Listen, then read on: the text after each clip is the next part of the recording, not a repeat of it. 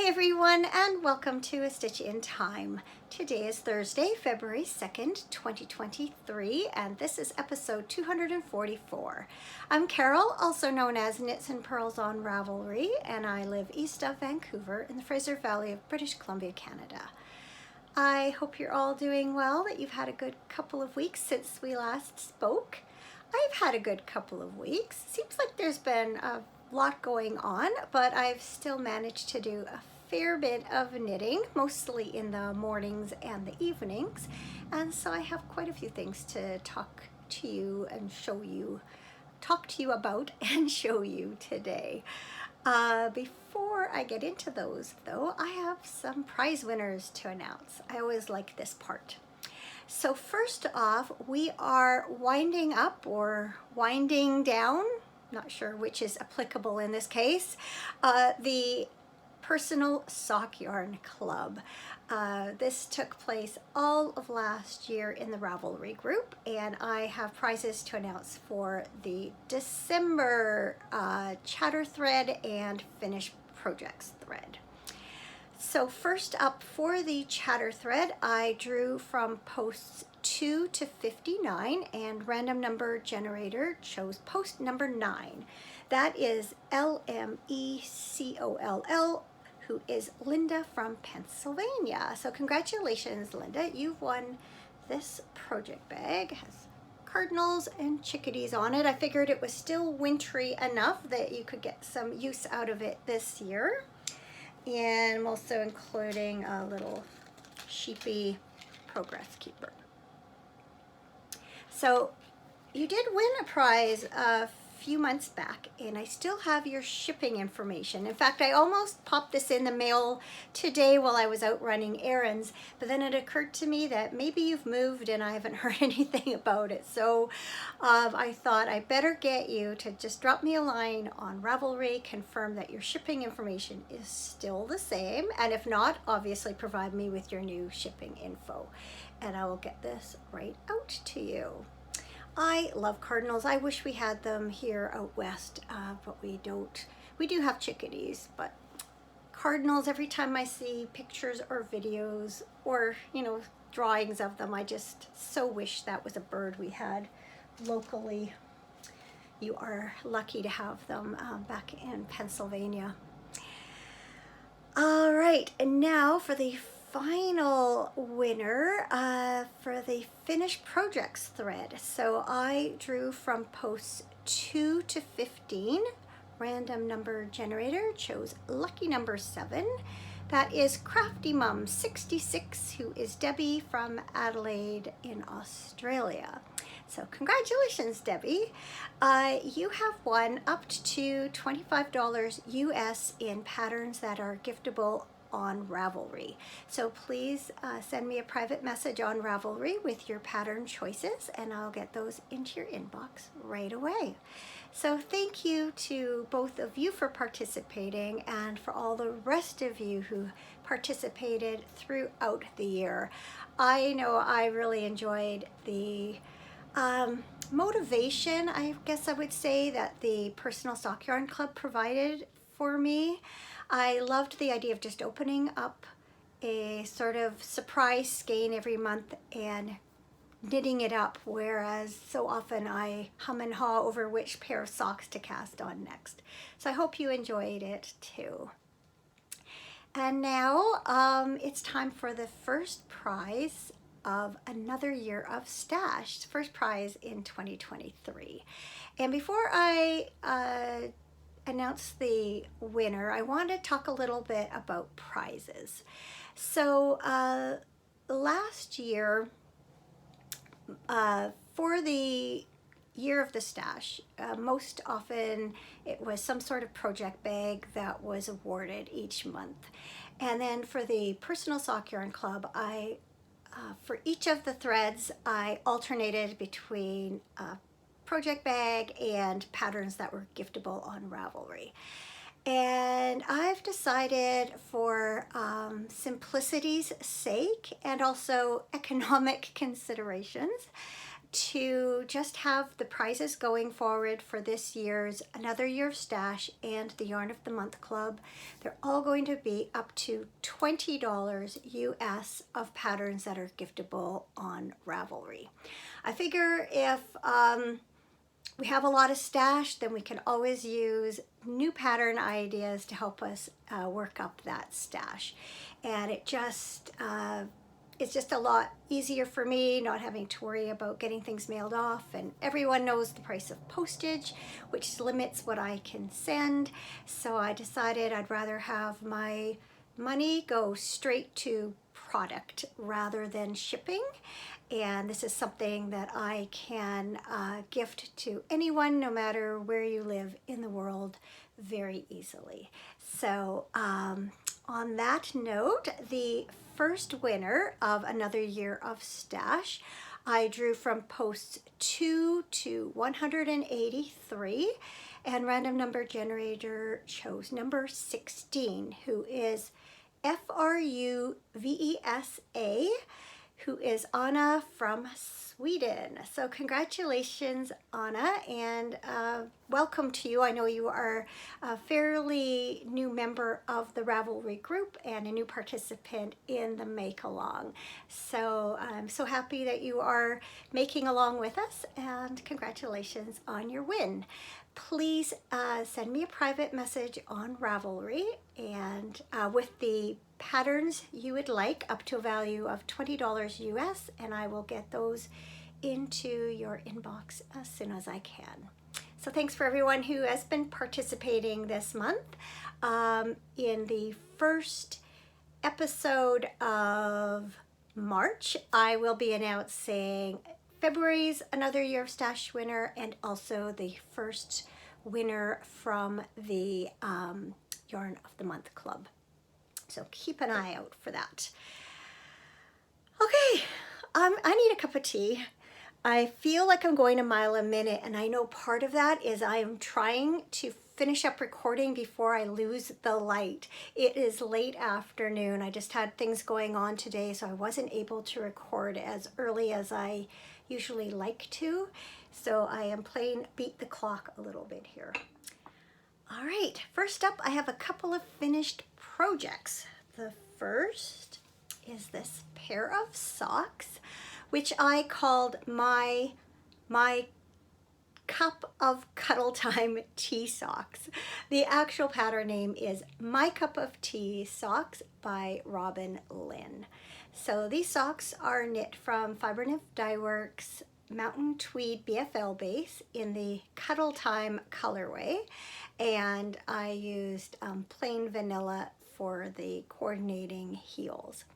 So I received this yarn as part of the Encore Yarn and Fiber Club from last year, and it came along with a little packet of Cuddle Time tea. So I thought it would be fitting to find a tea-themed pattern to pair up with this yarn, and I had knit this pattern in the past and thought it was a good contender. I also thought that the pattern that runs down the front of the sock would play nicely with the self-striping yarn, and I think I was right. I am really happy with how these turned out. I was so stoked to finally cast these on back in December. I had received this yarn, I think, back last January, and I just had all these other things that were taking priority. So as soon as I had a clear palette, I guess, I cast these on. So why don't I bring them a little bit closer so you can see that pattern that I'm talking about here. It's a 5-stripe colorway. I knit these more or less as written. I probably subbed in my own things for the heels and toes as I usually do, although the pattern cast on number was 64, which is what I normally cast on for my plain socks, and I knit them on a 2mm needle. So I'm just gonna flip this sock around on the sock blocker just so you can see the design that runs down the front of the sock, especially now that they've been washed and blocked. It really highlights that stitch pattern. I think you're getting pretty decent light there too. So yeah, I'm really happy with how these turned out. I've taken FO pics and everything, so now I can wear them. Now it's official. You've seen them, so those will be going on my feet very soon. I also finished my January project for the Yarn of the Month Club. I don't have any yarn label for that either, but I knit Pretty Thing by Stephanie Pearl McPhee, aka the Yarn Harlot. And this has been a little bit of a, I was gonna say ongoing saga. That's a bit dramatic. I did start this pattern using the yarn held single. Oh, actually that's really good for lighting. It's actually capturing the color quite well. I seem to have real trouble photographing this color, and it's also highlighting the stitch pattern really well. So I'm glad about that. I can't remember if this goes this way or this way, but the beginning and the end are the same, so it doesn't really matter. Anyway, yeah, I had cast these on originally with a single strand of yarn. It was very fine, open, lacy. Oh, something just about to fall there. And it wasn't using up very much of the yarn, so that was bothering me a bit because I really wanted to use as much as I could, and also thought it wouldn't really serve its purpose as a cowl very well because it wasn't very thick. So I was hesitant about ripping it back because I didn't know how the yarn was going to survive that. It's got quite a halo on it. I guess I should tell you what the yarn is before I go further. This is Filatura de Crosa Golden Line Superior Cashmere Silk Blend in color 12. And I bought this back in 2008 at the first fiber event that I ever went to, back at the Knitters Frolic in Toronto. And as I mentioned before, it had come with a little scarf pattern. I started knitting that scarf and it was really boring and wasn't really what I wanted it to be, and so I've had this yarn put away for all these years, just waiting for the right project, which was the whole point of this Yarn of the Month Club, is to knit some of these special skeins that you know, it forces you sometimes to find a pattern for those special yarns. Anyway, I was reluctant to frog what I had done because I was worried about how the yarn would fare. And then Lisa from Fiber Nymph actually said she had heard that if you put it in the freezer first, that it makes frogging things like this easier. And I don't know if that was the reason or not, but it did come apart very easily. No harm to the yarn, and so I did cast on again, holding the yarn double, knit up beautifully, as you can see. Oh, I'm just so happy with how the light is catching that stitch pattern on there. So why don't I try it on for you? Mess up my hair.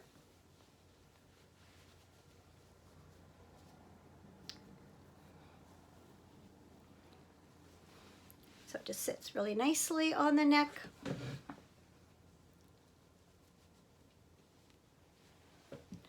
I don't like really big gapey cowls because to me they don't really keep you warm, where this is close enough to my neck, especially here, that it will keep all those cool breezes from hopefully going down my neck. Although it does flop down a bit. That's one thing I'm not super thrilled with, is it will kind of flop forward, but if I arrange it kind of like that, I mean, it's fine.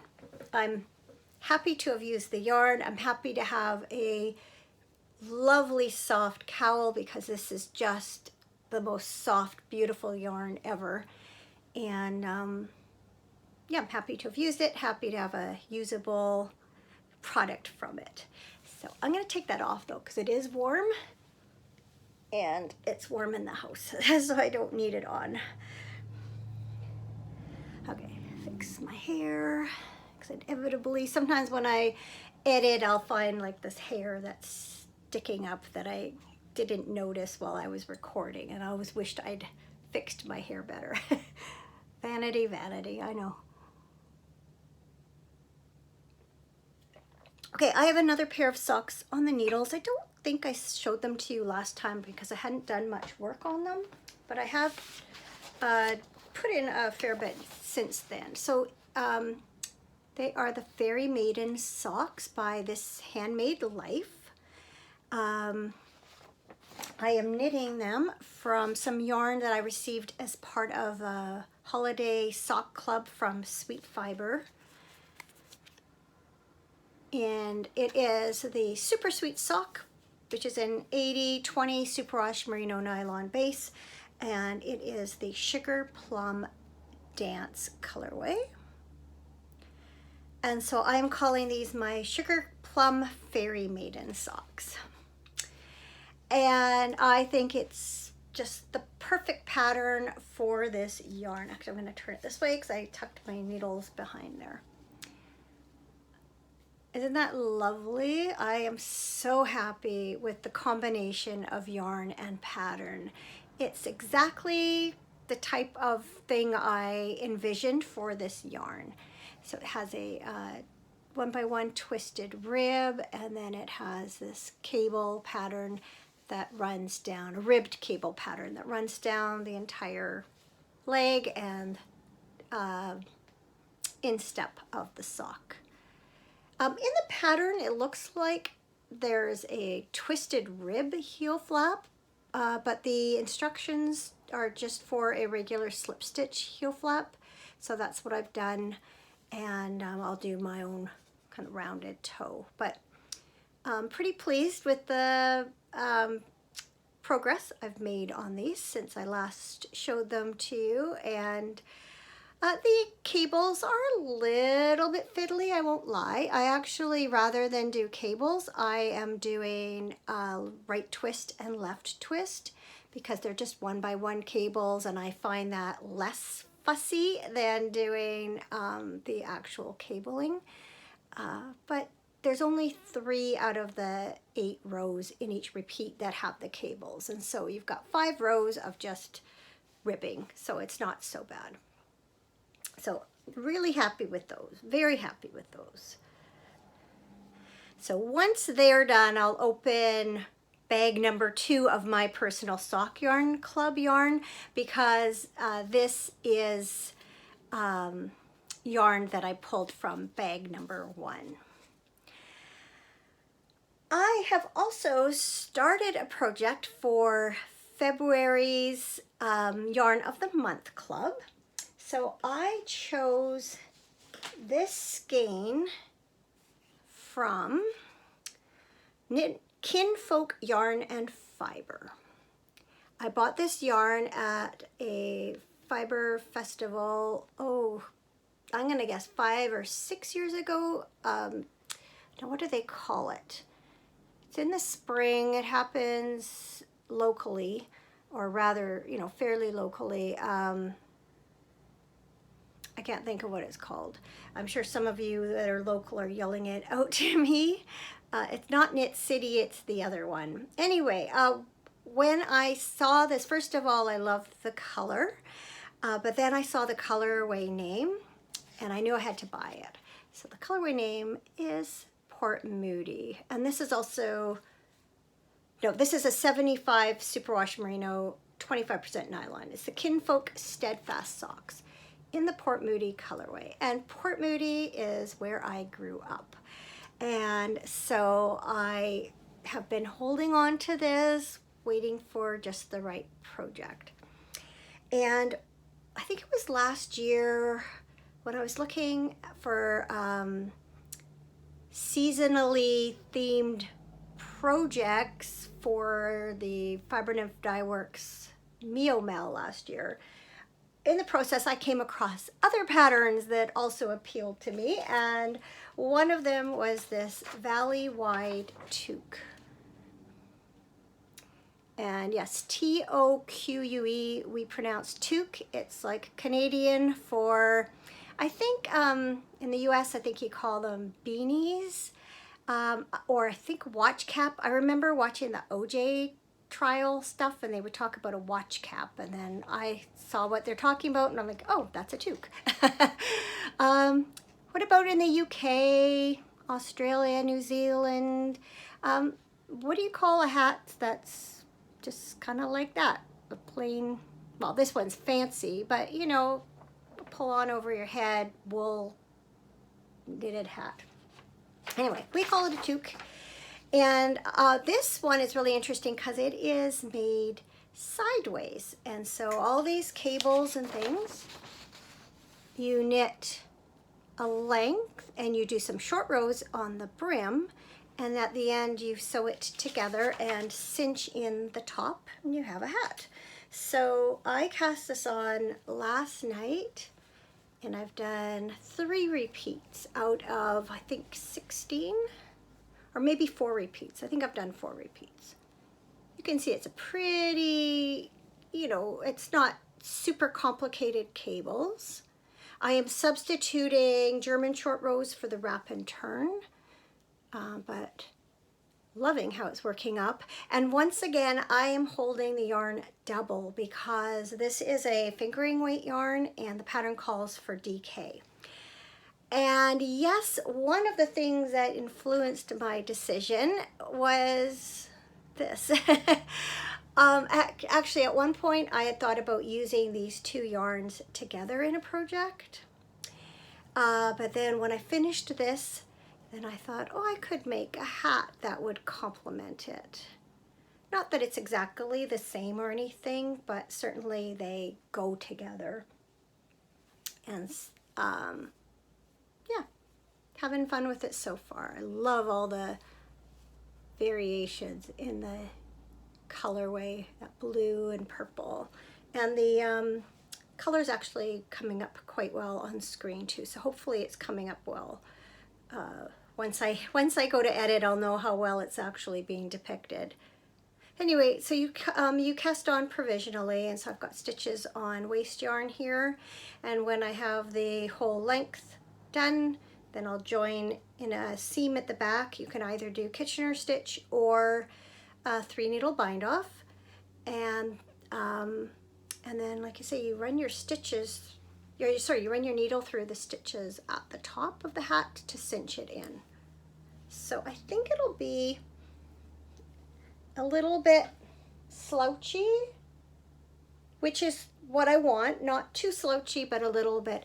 I'm gonna see if I believe the photos from Ravelry depict it better than just this one from the pattern on someone's head. So if I remember, I will put a picture in here so you can see how it's supposed to look when it's done. So been enjoying that. I worked on that last night. And oh, I am really happy with something. So I think I talked about this. Yes, I'm sure I talked about this, maybe not on my last episode, but I think maybe the one before it. I am knitting Sean by Elizabeth Doherty. And I am making it out of 2 colors of Rowan Felted Tweed. One color is 117 Clay, the other is 150 Rage. And I think the last time I showed this to you, I was partway through the color work on the yoke. And I was concerned with the way the sweater was sitting on my shoulders. So my plan was to finish the color work on the sweater part and then do the color work on the sleeve part and block it and see how it worked. And I actually filmed a little bit of before and after. So I'm gonna put those in here, and then I'll be back to talk to you about it a little more on the other side. It is Monday afternoon, and last night I finished the color work on my Sean sweater. But before I wash it and block it, I thought I would try it on for you and show you exactly what the issue is that I'm having with the fit of this sweater. So I have put all the stitches onto waste yarn and put a camisole on, but I think I'm a little bit too far away, so I'm going to come a bit closer and show you exactly what I'm unhappy with. Can you see how the neck is sitting on my shoulders here? How the sides kind of sit up and away from the shoulders and almost gape? If I tug down a little bit on the front and tug down a little bit on the back, you can see how I think the neckline should sit and how I would like the neckline to sit. The problem is that as soon as I let go and then, move around a little bit, this creeps up again on my body and creates this gaping once again. And so it is my plan to wash and block this, just this portion, and hope that that solves the issue before I go to all the trouble of knitting the rest of the sweater. Now, I've given it a lot of thought, and I do feel like I've made the right size sweater for me. I was a little bit concerned that it was going to be tight in this area. It was a little bit until I added the sleeves, but now that the sleeves have been added, it feels really good. It's lots of room, it's very comfortable, there's no restriction or constriction whatsoever. I also feel like I have divided for the sleeves and body at the correct spot. It doesn't feel tight up in my armpit, nor does it seem like it is extending too far past my armpit. So I feel like all those aspects of the sweater are correct. It's just how the neckline sits. Now, the pattern does indicate that the sweater has a kind of a shallow, wide neckline, and that some people might want it to be a little bit more closed, in which case it's suggested that you cast on a size smaller than you want to make, and then increase out to the proper amount of stitches, which is what I did. But even though it's obviously a little bit smaller up here than it would be otherwise, it's still just, to me, just sitting not quite right. So I'm going to go now, take this off and soak it. So wish me luck that that solves the problem, because other than that, I really love this sweater. I love how the color works come out, and I'm really excited to finish knitting it plain and hopefully be able to wear it this winter. So yes, cross fingers, toes, arms and legs, and we'll see what happens. It is now Wednesday afternoon, and my partial shawn has been washed and blocked and dried. And as you can see, blocking was exactly what this needed. The neckline now sits exactly as it should. It doesn't require any tugging from the front or the back. If I move around, it settles in exactly where it's supposed to be. You can see there's plenty of room through the yoke and sleeves. I am so happy that I took the time to block this portion of the sweater, and now I can proceed with confidence, knowing that the sweater is going to fit me as it should. I just can't wait to get going on it again so that I can hopefully finish it up before spring. So yes, I am so happy that this is going to work. So I have not done anything since then, but now I am going to keep going. And what I'm thinking about doing is doing the sleeves first, getting that kind of out of the way. You know how often sleeves can kind of slow us down because we want to avoid them. So I thought if I get the sleeves done first, then I'll be motivated to do the body. So that is the plan. But yes, I am so happy that this is going to work, because I just love it. I just, as soon as I saw this pattern, I fell in love with it, and just seeing it all knit up so far. I don't bring it a little bit closer. So you can get a good look at all of those stitch patterns and the beautiful Tweedy yarn. So yes, I think this story is going to have a happy ending. I think I have one more thing to talk about for yarn or for knitting.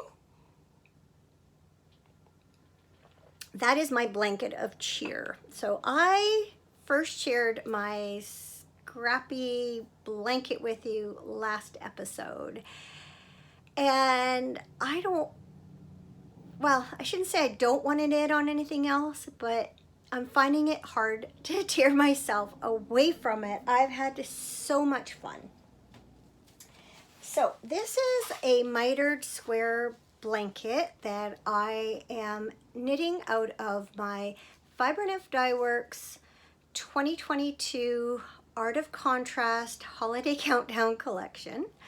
Also using some leftovers of some tonal yarns that I have from Fiber Nymph Dye Works, and also I am pairing those with leftovers from self-striping colorways from Fiber Nymph Dye Works. So the whole blanket's going to be Fiber Nymph Dye Works. I've ordered some undyed yarn to use for the borders. But for now, I've just been working up the different blocks.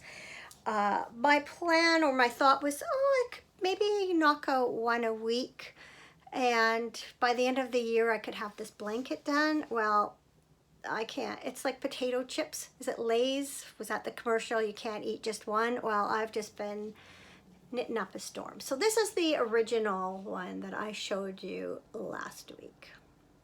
So I'm just going to hold up various ones. So this is the same self-striping colorway, but just a different part of the skein. I have been sometimes, I'm being very particular about where I'm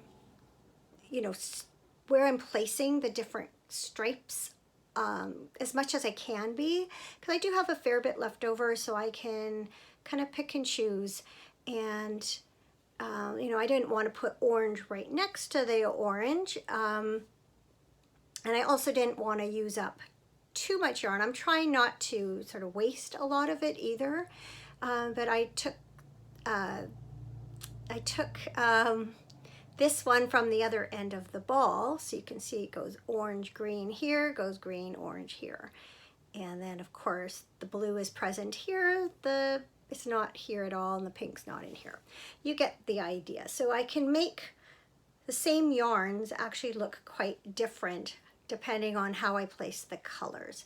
So so those are both same self-striping, and then here I've used the same orange, but I've paired it with a different colorway. So I can get 2 blocks out of each color from my Holiday Countdown collection. And after I showed this to you last episode, I got a little worried because I thought, oh no, I should probably do a little bit of planning, or I'm going to end up maybe not. I wanted to make sure I had colors that would complement each other, and I thought I better make it a little more planned than I had intended.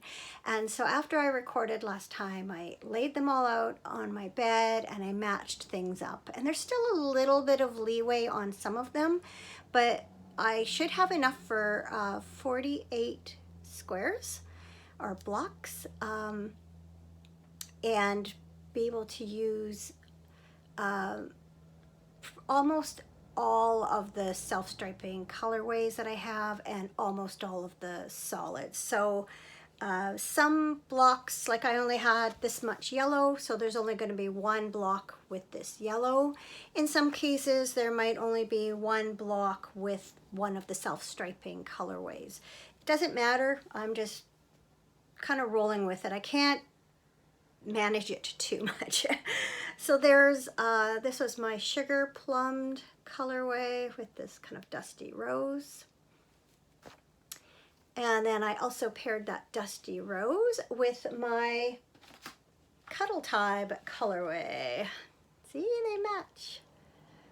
And another thought was I had originally planned just to use the Bounce and Bedazzle bases for the self-striping, but then I realized that I wouldn't have enough self-striping to go with my colors if I did that. And actually I really like how the Tweedy ones are matching up with the Bounce base of the others, and so I'm glad that I decided to go ahead with that. So again, these are the same solids, but different self-stripings. This is a yarn, I haven't even made anything out of this. This is the Cake Pops colorway, but I liked how it had all these colored speckles, and so I picked out this bright orange and also this bright pink to go with it. Whoops. And again, I just changed the placement of the stripes so it makes it look a little bit different.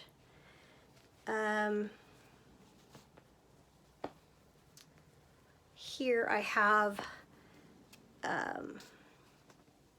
Sugar Plumbed matched up with this sagey green, and again, here's the difference. So I love how you can have the same self-striping, but it, you know, it looks quite different when it's paired with a different color yarn and when it's knit from sometimes different directions. And then this, I was so happy with this one. So this self-striping is the Chickadee colorway, and this was part of the Backyard Bird Watchers Club from the first time around. I don't remember what year it was, maybe 2020, 2021, doesn't matter. Anyway, the Chickadee skein came with a mini skein of this one, whoops, this speckled yarn, which was to represent the color of the chickadee's eggs. And I had originally used this for the heels and toes of the socks that I made. And I didn't know if I was going to have enough for this square. And look what I had left over. So I just made it, and I am so happy I was able to pair those up. And I am currently working on, oops, this one here. Oh, dropped my needle there. So I've knit up this light blue and pairing it up with this one. I can't remember what this colorway is. Don't know if I have the label here. Is that it? Yeah, Storm Warning. I knit a pair of socks for my husband out of this one. So yes, I'm having a ball. I originally thought, okay, I'll be really disciplined and I'll take, you know, I'll take the orange and I'll knit up the, you know, both blocks with the orange before I move on to another solid color. Or then I would use up both of the same, you know, self-striping. No, that's not happening because I just want to try all the different combinations. And so I'm not being disciplined in that way. I am just knitting what I feel like. This project is making me very happy, and I am rolling with it. I'm just doing this for fun. Really trying this year to worry less about deadlines and shoulds and doing, you know, things that bring me joy. And that reminds me, I should mention, speaking of should, some of these projects I am also working towards the Stop Shoulding on Yourself make-along that is being hosted by Lisa of Fiber Nymph Dye Works in the Fiber Nymph Dye Works group on Ravelry. So if you're interested in really you just get to choose your own things that you want to make, and it's not limited to knitting. You can do crochet and weaving and sewing and all those things, spinning. So if you're looking for another kind of pretty relaxed, kind of make it your own type of make along, then you might want to check that out. So anyway, yes, having a ball with those. All right, sip of tea, and then I'll move on to some acquisitions. And no, they are not yarny acquisitions. They are of the fabric type. And I'm also going to be doing some of these projects for the Stop Shooting on Yourself, or the soy mail. My nephew and his wife are expecting a baby in April. And so I wanted to make them a quilt. And I originally had one fabric in mind, and then by the time I got around to ordering it, they didn't have all the different things that I needed. And anyway, long story short, I put it off, and then I went back. I think I got an email actually from Connecting Threads, which is the fabric side of Knit Picks. I think they have the same parent company. Anyway, I saw this quilt come up, and I knew that this was the one. You'll know why when you see it. Or maybe you can't tell. Maybe you can't tell from that picture. But there's a sheep right there. Right there. And it's called Lull the Lamb. That's the fabric collection. L-A-L. And this is the October Sky quilt. So this panel here is not quilted. This, forget what they call that. I know, oh, Dresden point panel. So this is a Dresden point quilting block pattern. This is just printed, but then you do actually do the actual quilt patching here and put it together. So this kit came with the panel, the fabric I need to do the front and the border, and then I've bought some white flannelette for the backing. And at the same time that I saw this quilt, I saw this kit for this pillow cushion, and I thought, oh, I've got to grab that too. Now I will confess, I wish I had read things a little more carefully. I was thinking this was like a baby size quilt, but it's actually 48 by 63, so it's a larger than a crib, I think, because that's what, about 4 by just over 5, right? 5 feet, 5 feet 3 inches, 4 feet. Well, so it's not terrible, but yeah, I mean, it's as tall as I am. I'm 5'3", so it's a little bigger than I thought. That's okay. It can be laid out on the floor and stuff like that. They don't put blankets on babies these days anyway. Yeah, they all seem to have these sleep suits and stuff. And then this is just a little pillow, but it's a technique that I've not done before. It's called, it's for a chenille pillow. Now, maybe some of you have done this. This is, like I say, new to me. I'm going to put this down. They're all in plastic bags, and they just keep slipping all around. So this comes with 4, whoops, that's upside down. 4 panels that look like that. And what you do is you layer the panels one on top of each other, and then you do stitches going diagonally about 3/8 of an inch apart the whole way. and then you cut down between the stitch, and you cut through 3 of the 4 layers of fabric, all those lines, and then you wash it, and it turns it into a chenille like texture. So I've never done that. I'm kind of wondering what I got myself into, but I'm gonna go for it. So the kit came with the 4 panels and the backing fabric, which is really cute. Pardon me, it's got these little beads on it. Now, the baby shower is on Sunday. And I am going to try to get the cushion done in time for the baby shower. And then with the caveat that there is another part of the present coming once the baby's born. They know it's a girl, hence the pink. I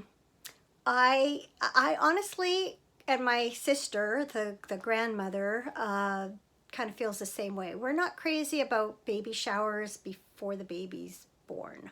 I always feel like that's tempting fate a little bit. Does that sound terrible?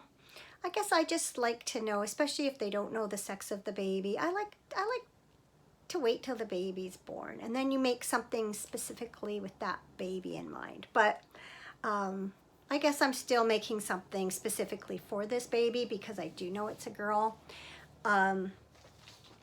Anyway, it's just my own feelings about that.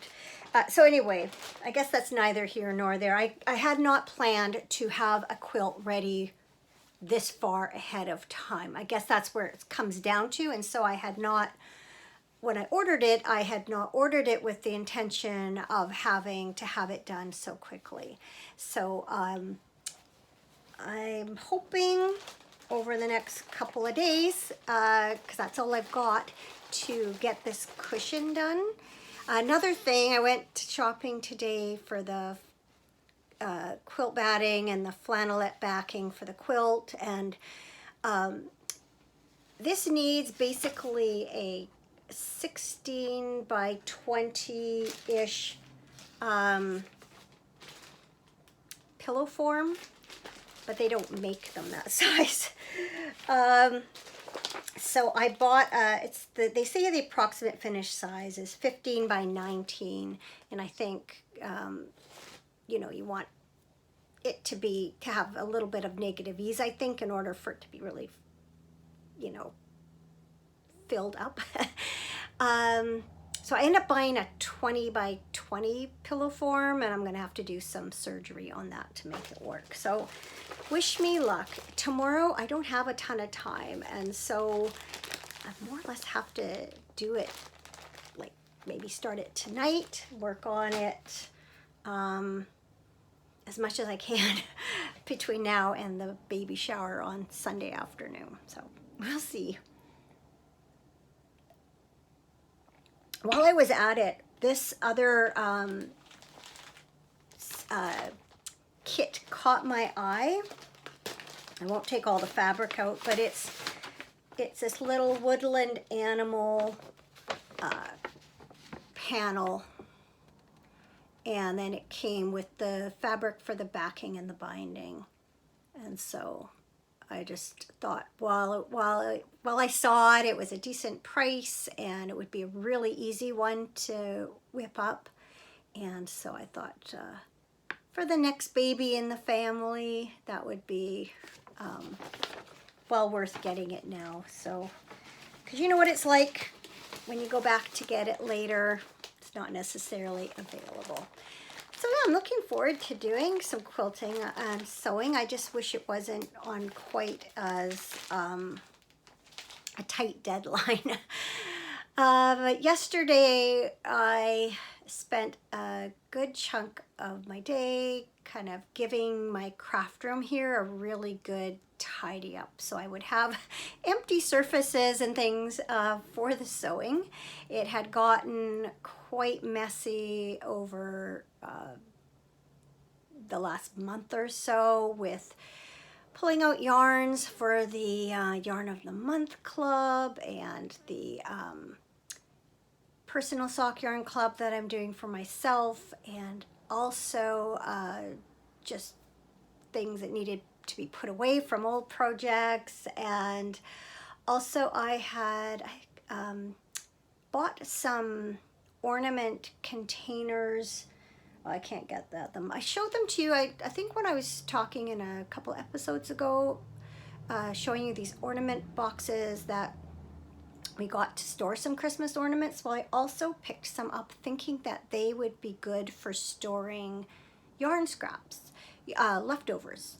So what I ended up doing yesterday also, which was kind of tedious but good in the end, was I filled up 3 of them with sock yarn leftovers in solid or tonal shades. Now, for the most part, I had already divided those up into color families and had them in Ziplocs. And I had them in like the zippered cases you get with, say, like new bedding. But they were, it was overflowing, and like I think this, I have all of my sock yarn scraps in those types of things, and they're just getting full, and in some cases either the plastic has torn or the zipper has torn. So I at least moved the solid ones into these cases, so now I can just flip the lid. At a glance I can see what I have, and that I don't have to, you know, before I would be pulling them all out and going into the little bags and seeing exactly what I had. Now at a glance I can see exactly what I have. If I'm looking for, say, some leftovers to use for, you know, heels on a sock, or I do have plans in the future to do another sort of scrappy blanket. I keep thinking about doing like kind of a rainbowy type one, which would be very easy to do with the way they're organized. So unfortunately, my self-striping and my kind of variegated are still in the other state in Ziplocs and in those other bags, but this has at least helped to clean up the craft room to some degree. And now I'm looking around me because, of course, I have all the stuff I'm using to record, so it is no longer really clean in here, but this is an easy thing to tidy up afterwards.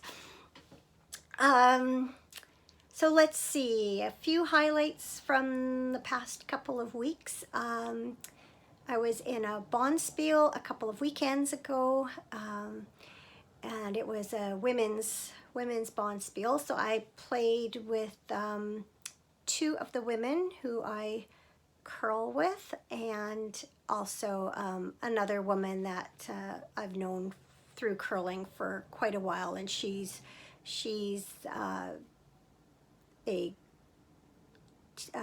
co-worker, or a colleague is probably the best way to put it, of one of the women that I curl with. They are all teachers, and so I'm not sure if our skip knew this woman from school or not, but certainly the other player did. Anyway, it was fun. We played on a game on Friday night, and we played 2 games on Saturday, or 3 games on Saturday. 2 games. That's right. If we had won our, okay, so we lost our Friday night game. We won our Saturday morning game, and then we lost our Saturday afternoon game. So we were done. If we had won our Saturday afternoon game, we would have been in the finals for our division on Sunday, but we did not.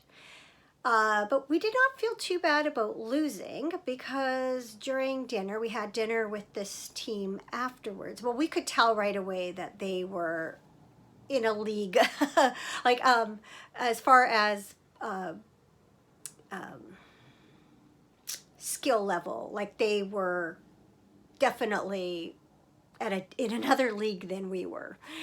They were not from our club; they're from a neighboring club. Anyway, long story short, too late for that.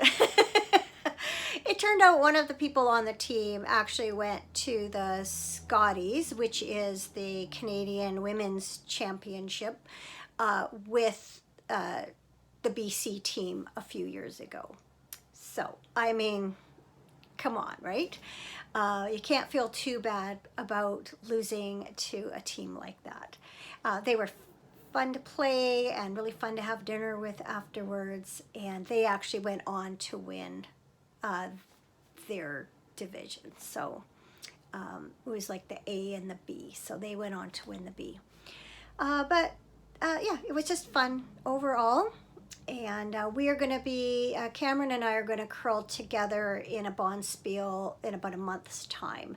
We'll curl with our skip, and then another person that I think she curls with on another night. So that to look forward to. Let's see what else. We had such a nice Sunday. This past Sunday, it was my mom's birthday. And so myself and my 3 sisters that live locally and all our spouses had brunch at one of my sister's homes. And then we did like a video call with our sister and brother-in-law that live in Toronto, and then also my mom. And so we had sent my mom home with birthday presents when she was here over Christmas. And so we got her to open them all so we could, watch her do that. It was just so nice to be together. It was a beautiful, beautiful, clear, sunny, cold day. The mountains had fresh snow on them. They were spectacular. It was just, and my sister, where we had the brunch at, they recently bought a townhouse back in, I think they moved in this July, I think, and it overlooks the river, and it was just so beautiful. Anyway, we had a great time together. And then driving home, that's when we were oohing and aahing over the scenery. And then the other big thing that's been going on is, I think I mentioned last episode that we are planning to renovate our kitchen this year, put in new cabinets and appliances, flooring. We've been saving for it, and we're, kind of hoping that we have enough to do everything we want to do, but we're kind of thinking we probably don't. So we had 2 companies come in last Monday and help us with some planning and do up estimates. So we had received one estimate back and kind of went, okay, we're going to have to cut some things. And then we are having a meeting with the other one tomorrow morning to see what they've come up with and what that budget's going to look like. We have a feeling that there's just going to be things we're not going to be able to afford. We don't want to go in debt over this. We want it, we have enough to make some nice changes and upgrades, but we're not going to go stupid crazy. It's just a kitchen. It's perfectly functional the way it is. So anyway, enough said on that. So I'm excited to see, because I feel like this company had a better feel for what we were wanting and a better eye for things. And they're going to put together like a computer generated layout, where the other people we talked to is more just discussing generalities and you know, you can't really picture it when they just sort of say, oh, let's do this here and this here and this here, and we'll use, you know, this. I'm thinking we're going to have a better visual of what this person is imagining, and then we'll go from there. We'll see how much things come out to and see which of these things we can implement. I just have to keep telling myself, in the end, we're going to have, you know, a lot of, we're going to have an updated kitchen. We just might not get to do everything we want to do. That's part of life, right? Yeah, so I'm kind of excited and nervous about that tomorrow. This weekend should be kind of fun. On Saturday night, my brother-in-law's band is playing at the casino, and so at least one of my other sisters and her husband are gonna go. And the sister whose husband is playing, she's gonna come and have dinner with us, and then she's gonna go back to her place and watch the grandkids while their daughter and son-in-law and some friends of theirs come to the casino to watch my brother-in-law play. So another sister and her husband might come too. So it should be a pretty good gang of people. They play, you know, some good classic rock hits that we all grew up with, and sound good dance music, so kind of a fun night out. And then on Sunday is the baby shower, and then my 3 sisters and I that live locally, we're all talking about going, I think it's next week, to that new movie, 80s for Brady? 80s for Brady. It's like Jane Fonda and Lily Tomlin and Sally Field, and I can't remember the other woman, that they go to the Super Bowl. I've seen trailers for it all over. We were talking about it on the weekend, thought that would be kind of fun, and we never do that sort of thing. So that's what we're gonna do. We're gonna go to a movie together, one that the guys will have no desire whatsoever to see. So a girls' night out should be good. So those are some of the upcoming things. And then the weekend after that, we are planning to go up to my mom's for a few days. So I'll talk about that more on the next episode. I should be able to record next week. Even though it's a bit of a short week, I'm going to try and fit one in. So give you more details then. Anyway, I think I've gone on for long enough. At least it's not dark out, so I have time. Let's see, what time is it? It's 4:45. So I've got some time to start editing this before Cameron gets home from work, and I've got an easy dinner planned. So if all goes well, this will be up tonight, and I might even get a chance to work on that cushion a little bit. So cross fingers, because I know I won't have much time tomorrow. Anyway, thank you so much for watching. As always, thank you for all of your comments and feedback. Oh, speaking of feedback, I don't know if I mentioned this or not. I don't think I did, and I really need to. This blanket that I'm making, I used the Stitch in Time blanket by Kay Jones as a jumping off point. Last episode, I mistakenly said Kay Hopkins, and I had that name in my head for some reason. She's also a knitwear designer on Ravelry, and a viewer very helpfully alerted me that I had credited this to the wrong Kay. So Kay Jones of the Bakery Bears. This does not look like her Stitch in Time blanket because the mitered squares are arranged differently and all that, but I am using her basic pattern for the stitch count on the mitered square itself. I'm doing a couple things differently. I'm slipping the edges to create a nice edge for picking up, and I'm arranging them differently. And when I am considering an alternate border. So in the end, it's not going to really look like that blanket, but I did want to mention that that's where I started. That's where I got the inspiration for doing individual blocks with the mitered squares. So yes, didn't want to forget that. All right, that is it. So yes, thank you for everything. I hope to see you over in the Ravelry group for another year of stash and the Yarn of the Month Club. And winners, please contact me with your info.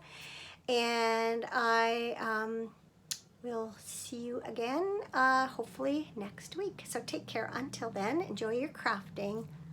Bye.